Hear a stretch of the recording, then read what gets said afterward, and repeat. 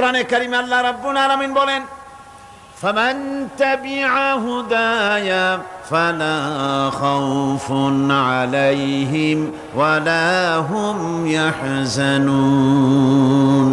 আল্লাহ পাক বলেন, এই কোরআনের অনুসরণ যারা করবে, এই কোরআনের আইন যারা মেনে চলবে, কোরআনকে মেনে যারা চলবে, এর শাসন যারা মেনে চলবে, ফালা খাউফুন আলাইহিম, ওদের জন্য কোনো ভয় নাই, ওয়ালা হুম ইয়াহজানুন, ওদের জন্য কোনো চিন্তাও নাই। কিসের ভয় নাই? যেই সমাজে কোরআনের আইন চালু হয়ে যাবে, ওই সমাজের ভিতরে চুরির ভয়, ডাকাতির ভয়, জেনার ভয়, হত্যার ভয়, ধর্ষণের ভয়, লাঞ্ছনার ভয়, গঞ্জনার ভয়, কোনো ভয় থাকবে না।